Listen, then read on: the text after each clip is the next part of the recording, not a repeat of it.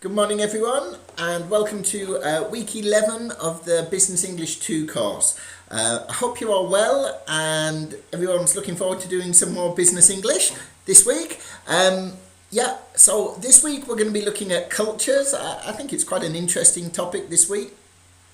So hopefully you're going to find that interesting, and I hope you all found last week the skills unit useful for developing your interview technique in English. Thank you to those of you that posted your interviews on the forum page last week. Very good.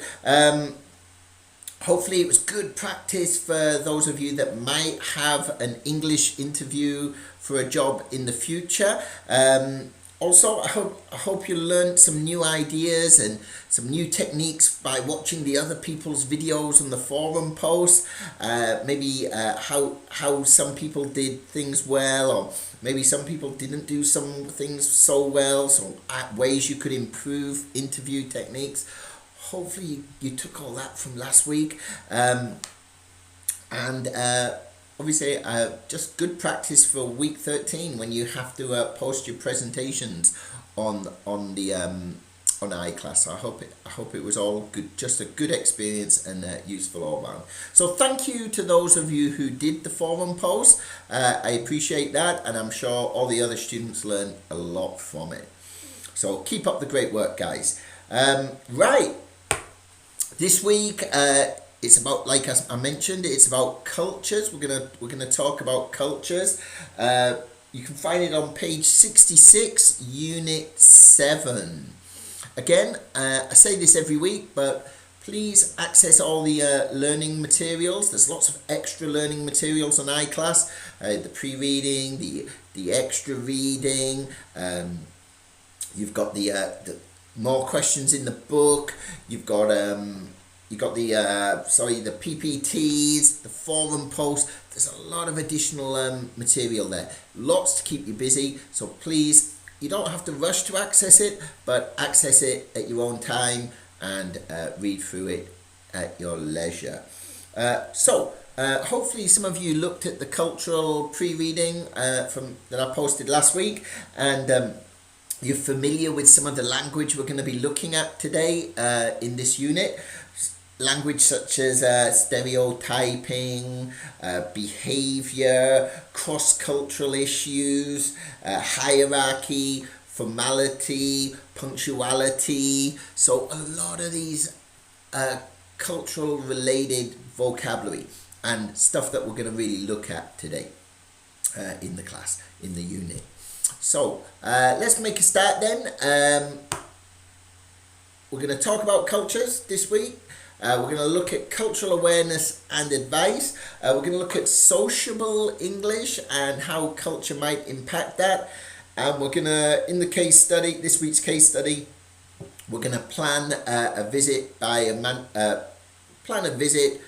for a foreign manufacturer coming to Korea, and that's going to link into the forum posts.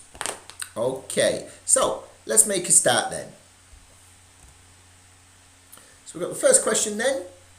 What is culture? Difficult question. Difficult one to answer. Definitely spend some time. Think about what culture is to you, and see if you can create a good definition about what culture is. And jot your ideas down. Write your ideas. Brainstorm some ideas what you think culture is, and then can you create a definition? If you can, it is quite a difficult one to do.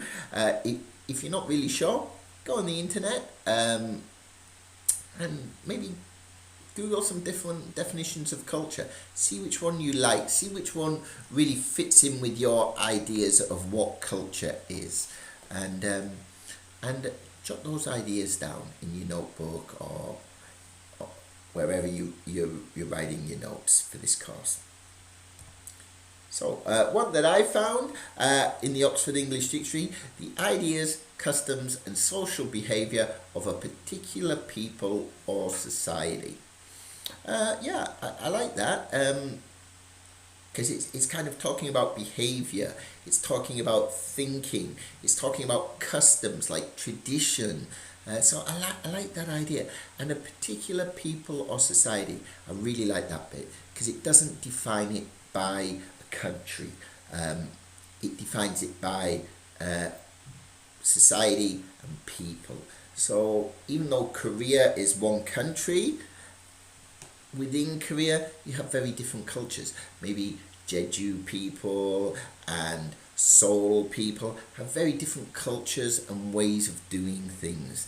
I know even my mother-in-law is from Baekhyun-do, and even some of the words she uses, some of the language that she uses when she speaks Korean is very, very different from even Incheon. And so, yeah, you got different, and she's got a very different thinking to maybe generate to my wife, even. So, there you go. Her culture is different from maybe a younger generation's culture. So I really like that bit about people and society rather than countries and places. Yeah. So there you go. I like that definition. And what we're going to look at today is how culture affects the way we do business. So moving on. So first question to answer or tackle is what do you miss most about your own culture when you go abroad? So that's a good one to start with. I've had experience of this. My daughter's obviously half British and half Korean, so that they've got like two different kinds of culture. But when they go to England, they really miss Korean food. So that's one of the things they miss. My youngest daughter really misses Korean language. She misses speaking Korean. But when they come back to Korea, they miss certain things about England, and they miss English houses. They miss the two-floored house, the upstairs, downstairs.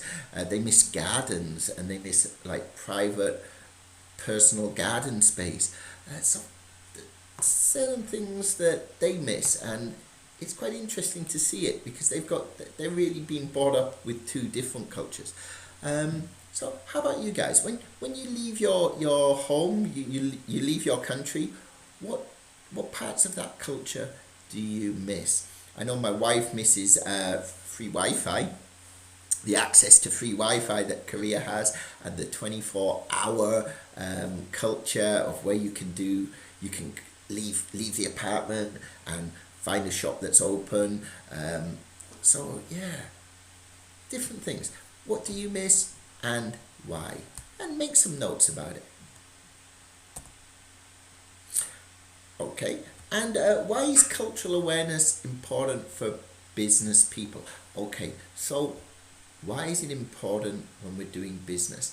So the example of the food that could be applied to business. If somebody's missing their own country's food, and you can provide it and make them happy and make them feel welcomed and relaxed, obviously that's going to create a good atmosphere for business to happen and increase the success of business. That might be one example.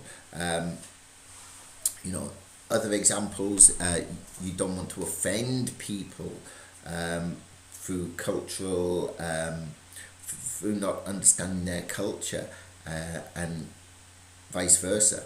So yeah, why is cultural awareness important for business people?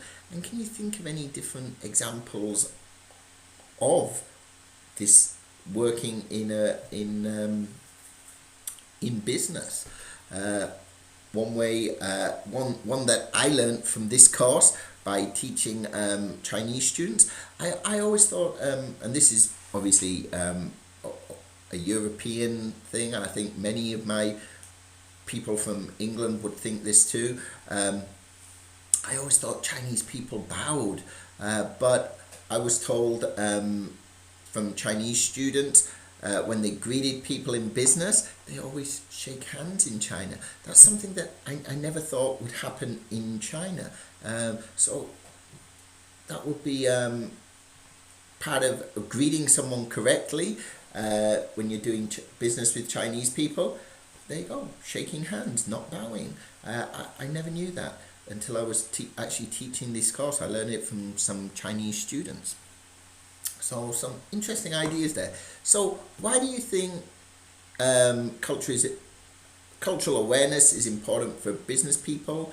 And can you think of any more examples of this? Another example that springs to mind, when I was working in a factory in, I was teaching business English to some executives in a factory in Namdong Gongdan. It was Ramadan was happening, so and there was many Muslim workers in this factory, and they had to alter eating times for the staff. So there you go. There's another great example of how culture affects the way people do business. Okay, there's some examples from me. Can you think of your own examples? So, when you finish that, question: how is culture transmitted? So, how is culture passed on? Can you think of any different ways that this happens? So, the Dictionary of Cultural Literacy said culture is transmitted through language, material objects, rituals, institutions, art, and from one generation to the next. And can you think of any other examples of how this happens? Just a couple of examples that I thought of. Again, we talked about it. Food. Culture's transmitted through food. It's transmitted through manners, how people behave.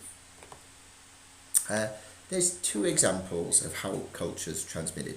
I put some more examples on the PPT, but before you look at them, see if you can create your own ideas. How do you think culture is transmitted and people see cultural difference? There's so many ways it happens. So what examples can you think of how we notice cultural difference, how it is transmitted from people to people?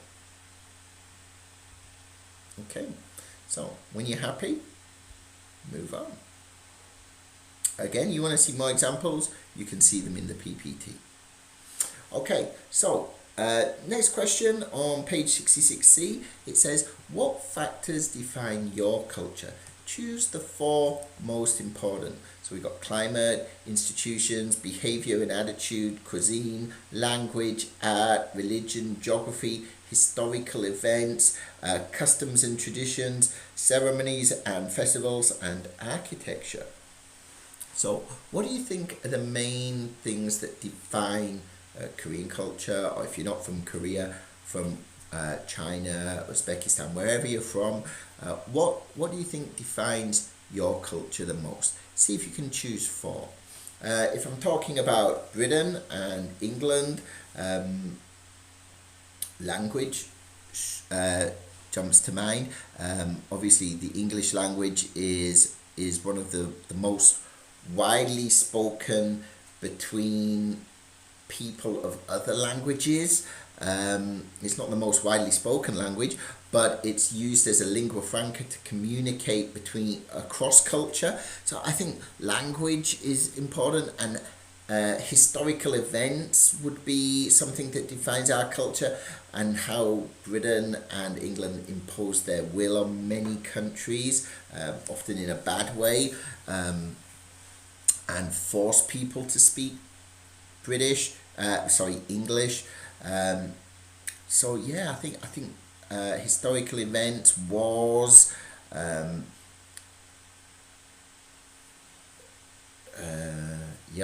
discovering new lands. I think that really defines English culture.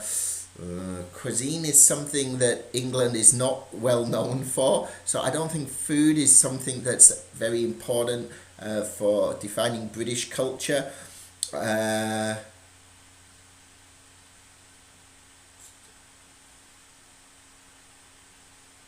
what else do I think? Art. I think that would be a very good one for modern Korea as well. You've got K-pop, K-drama. That would be a very good one for defining Korean culture these days. And I'd argue that's quite important for British culture too, especially music, film. So maybe for me, language, art, historical events, and maybe behavior and attitude. British people have got well, are quite famous for uh, some of their behavior and attitudes towards other cultures in the past, probably quite negatively, going to other lands and taking land and resources. So maybe historically our behavior and attitude, and maybe these days we've got quite I think a lot of people think of British people as being quite formal and polite. I don't know if that's always the case. Then you kind of go into stereotypes that was in the pre-reading. So, but I'm going to choose for British culture, behavior, attitudes, arts, historical events, and language. There you go. And those are a couple of reasons for my choices. Maybe you can think of very different ones from wherever you're from and your cultures.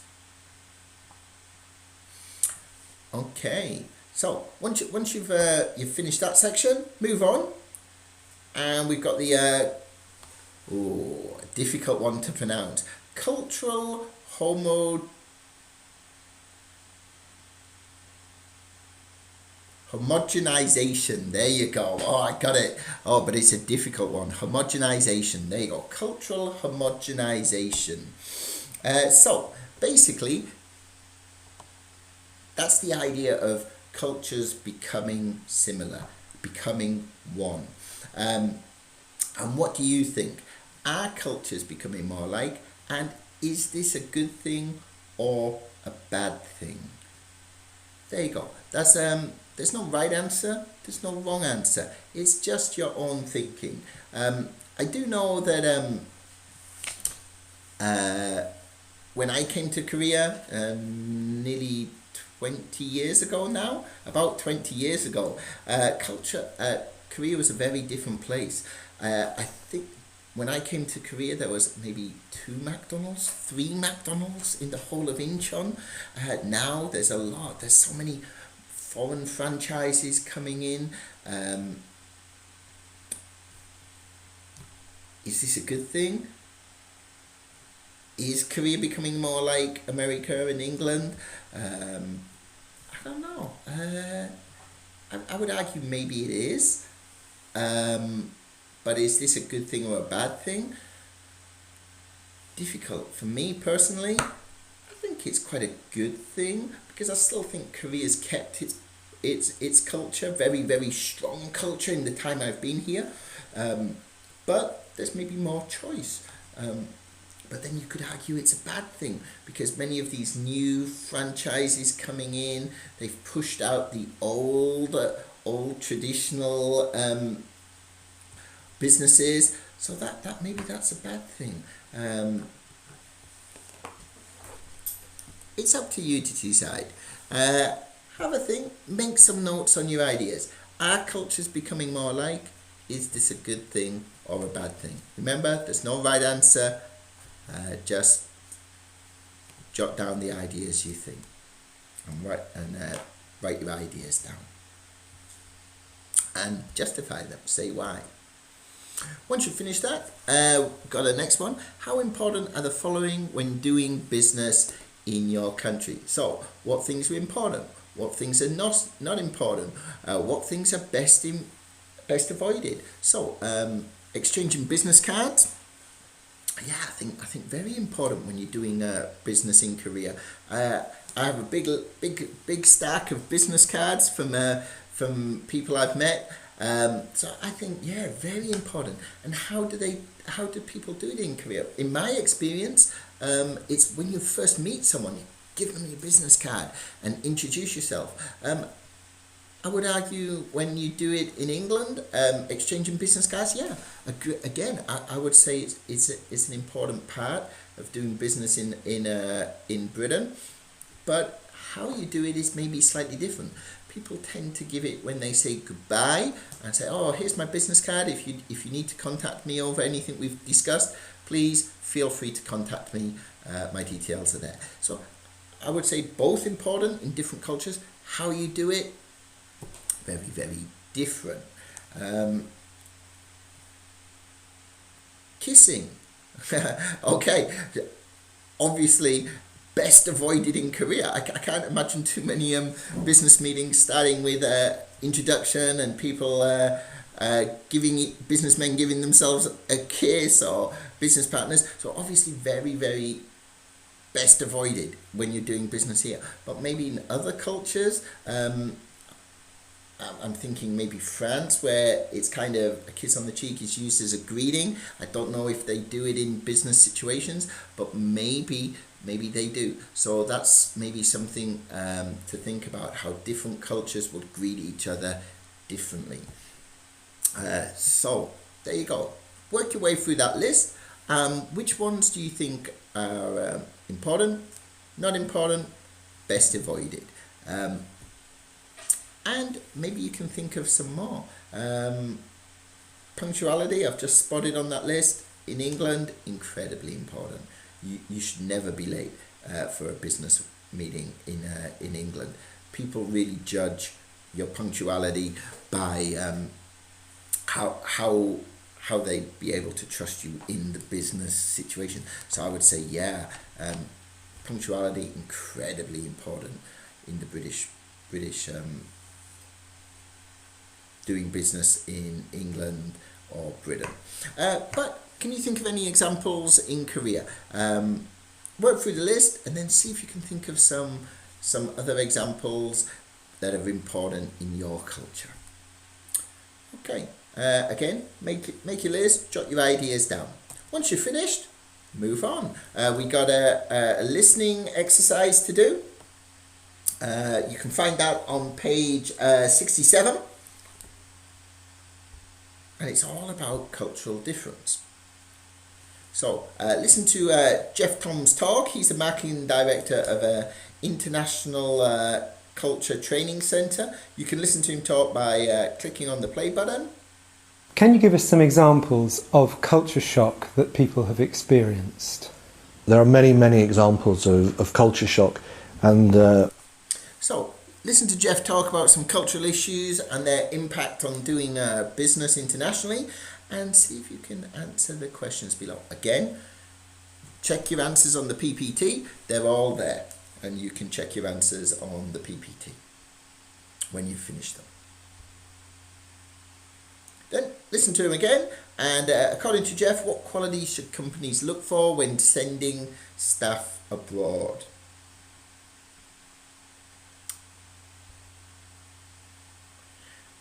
Next, again, you listen to him speak and see if you can fill in the missing information. And, oopsie daisy, sorry. And again, just to remind you, all the answers on the PPTs that can be downloaded from iClass. So look through them. And also, there's more stuff you can do in the book if you wish to work through it. This is just the minimum I'd like you to do, please. Okay, so next one then. Oh, I'm not doing very well with this computer today. Cultural difference. If you could choose any country in the world to work, which country would you choose? And what aspects of its culture do you like? Okay, so if you could choose any place to work, where would you choose? So I often think about this question, And I think Australia for me. What aspects of its culture do I like? I like the idea that I've never actually lived in Australia, so I don't know, but a lot of my friends have, and they say it's a very sports orientated culture, a very outdoor culture. So people spend a lot of time outdoor, a lot of time enjoying sports. So I think that's very suitable to what I like to do. Also, I've heard Friday, everyone finishes work early and they tend, well, not everybody, again, that's stereotyping, but there's a big culture of Friday afternoon, people get together, maybe they have a few drinks together, they go out, socialize on a Friday, and yeah, I've heard it's a very quite a relaxed working culture, and it seems really nice. Also, the weather looks beautiful in Australia. So for me, I think Australia will be a place that I'd love to work for a little bit. So there you go. There's mine. I often, a lot of Korean students say Spain because they've heard of the siesta and they like the idea of having a sleep in the middle of the day. But again, I think that might be a culture that's changing somewhat in Spain, and it's not as common as it used to be. So anyhow, there's some ideas. How about for you guys? What culture would you like to live and work in, and why? Once you've finished, feel free, move on. And we're looking at idioms. So in the vocabulary section on page 68, it's focusing on idioms. So an idiom, something that means something very different to what you would expect, basically.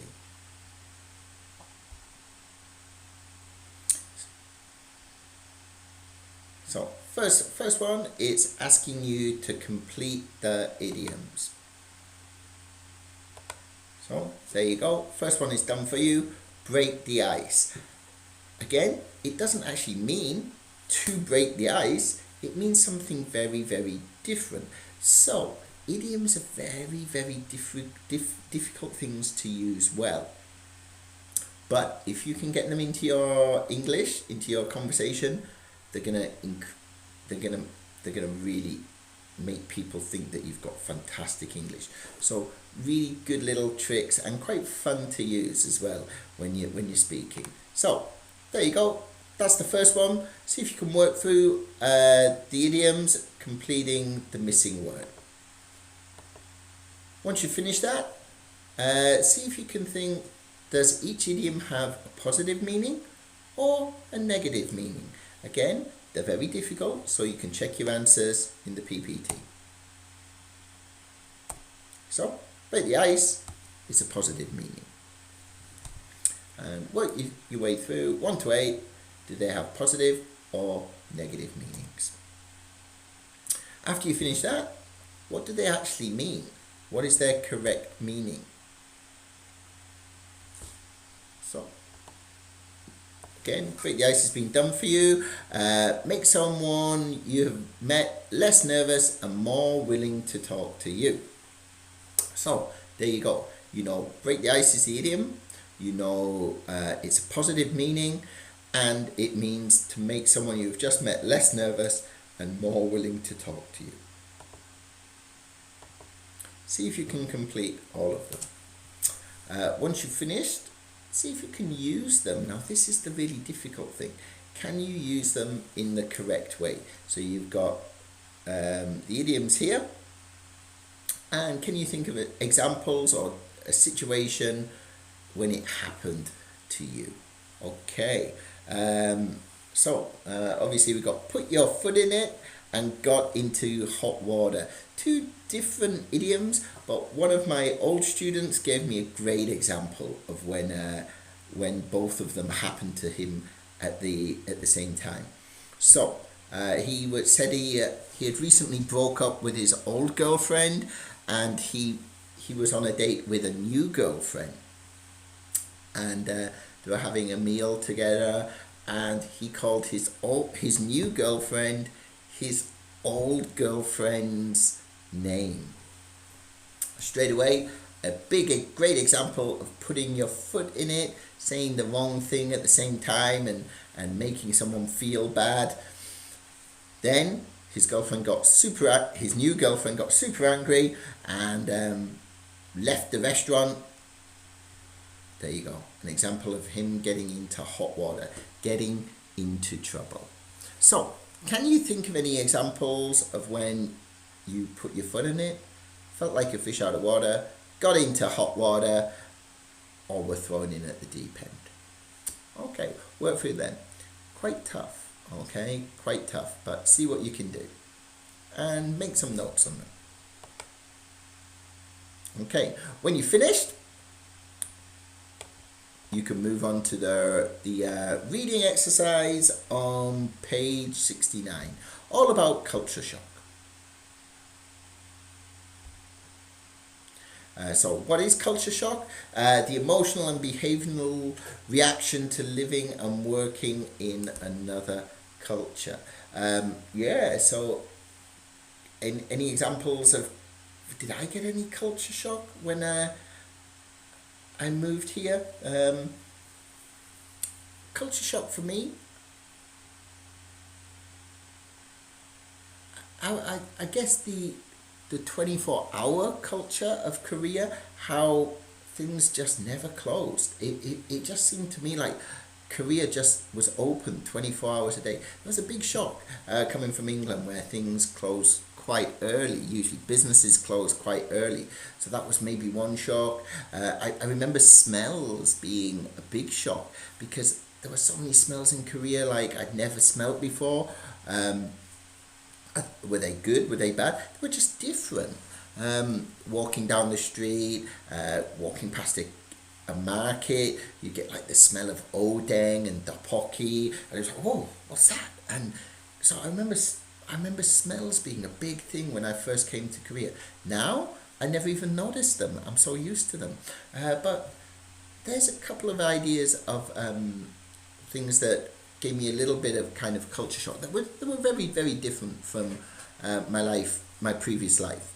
Maybe you can think of some examples when you've lived or maybe done your internship in a different country, things that maybe shocked you or surprised you, and some examples of culture shock. Have a think of that, make some notes. So, what is cultural awareness? What do you think should be covered in cultural training courses? So there you go. Work through those questions and see if you can think of some answer.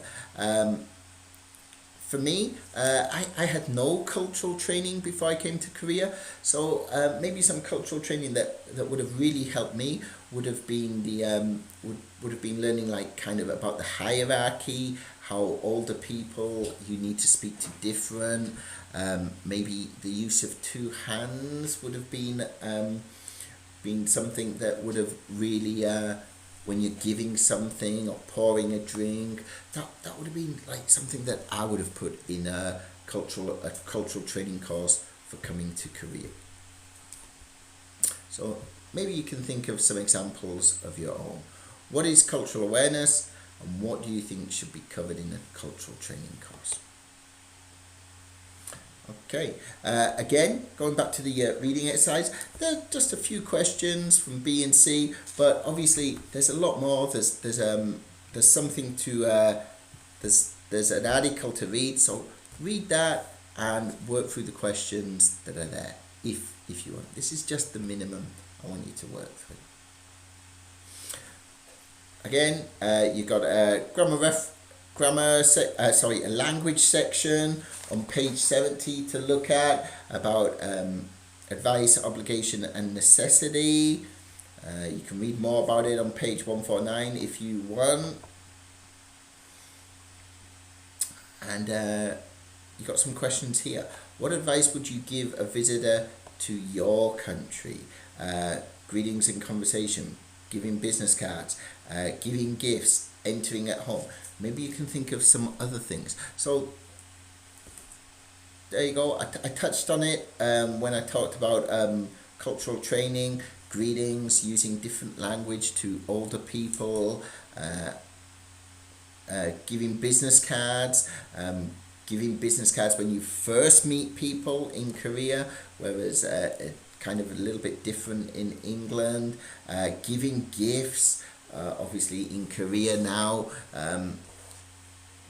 it's kind of the Kim Yon-ram law came in, so you don't really give gifts. So that might be if you had a cultural training course, maybe that's something in recent years that you'd have to adapt and change on the course.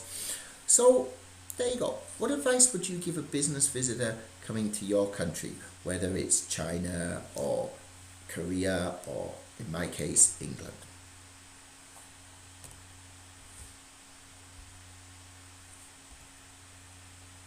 And can you think of any examples? How do you think Chinese and business protocol differ, or Chinese and Korean business protocol differ? Can you think of some differences between cultures? Okay, the example there that's given is Chinese and US business protocol. Can you think of any examples? Okay, so moving on. Skills section on page 71, you can find the, it's all about social English. Okay, first one, what it says is listen to the conversation between two people who have recently met. You can find it down here, it's a little bit difficult to see. Click on it, press play. So where did you go on holiday then? Italy. Did you have a good time? Yes, it was okay. And which part of Italy did you go to? Sicily. And there you go. So, what do you think's wrong with that conversation? And how can it be improved? How can you improve the flow of that conversation? The conversation that's happening, the social conversation. Listen to it all and then see what ideas you can come up with.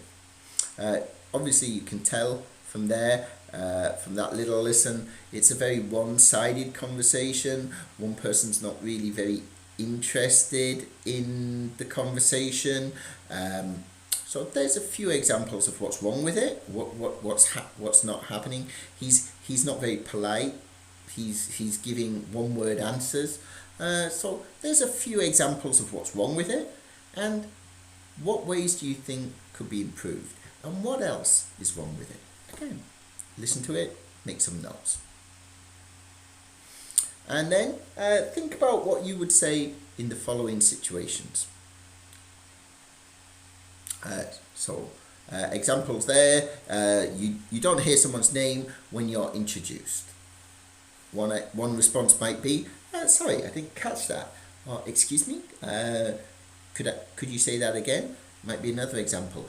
For me, I always think it's quite rude when you don't get somebody's name. So my trick is always to ask if, I'm sorry, how do you spell that?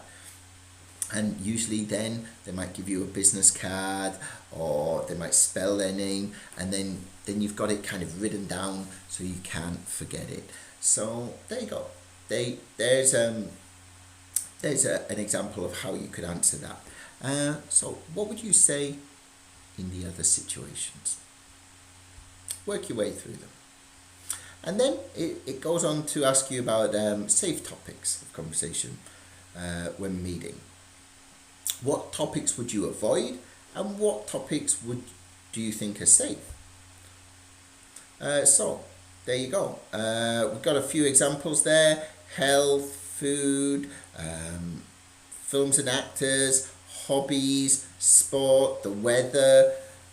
Which topics do you think are safe topics to talk about, and which are not? Maybe you can think of some other examples. One example that I think is very different between cultures, Korean culture and British culture, would be age. So in Korea, very important to know the age. Again, so referring back to the language, where you know how to talk to someone, what kind of level they're at. Whereas in England, it would be incredibly rude to ask somebody their age. And people often don't like talking about their age. So that might be one that in British culture is definitely not a good topic to talk about. Whereas in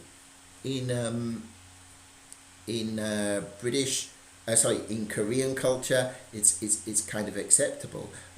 One that I've found when I've been talking about business, when I've been in like a business situation meeting, is like where people studied. A lot of people really don't want to talk about that. Whereas in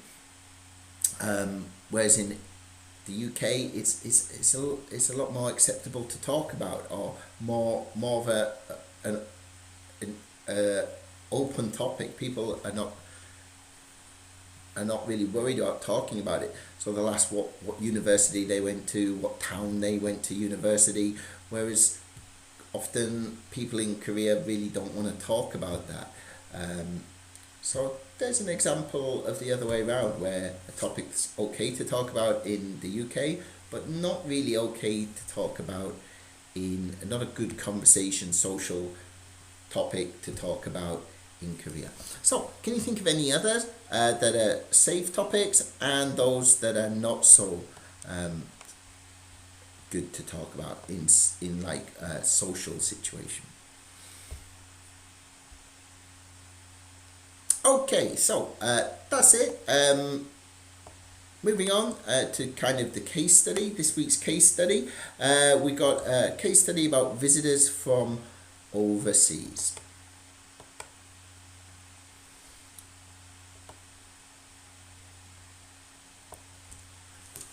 So, this is the situation. Some important business contacts from a Chinese manufacturing company are going to visit your company. What you need to do is prepare a program for their visit that will promote relations between the two companies. And how are you going to do this? So a little bit of background. The situation is Li Chung and Zhong Wong are visiting from a manufacturing firm in Guangdong, China.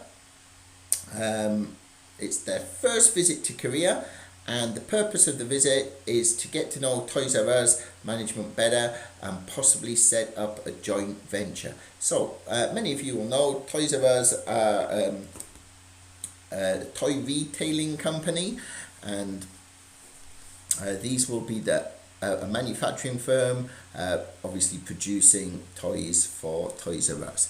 So the reason they're coming is to get to know the management better and maybe set up a joint venture. So some key questions you might want to think about when you're planning their trip. Where will they stay? Who's going to meet them? What transport should be used? What topics are suitable for discussion at the meal? So again, referring back to what we just looked at. When will the business meeting take place? Where will it take place? What arrangements should be made for meals? Again, we talked about food being quite an important part of culture. Do you want to show them Korean culture?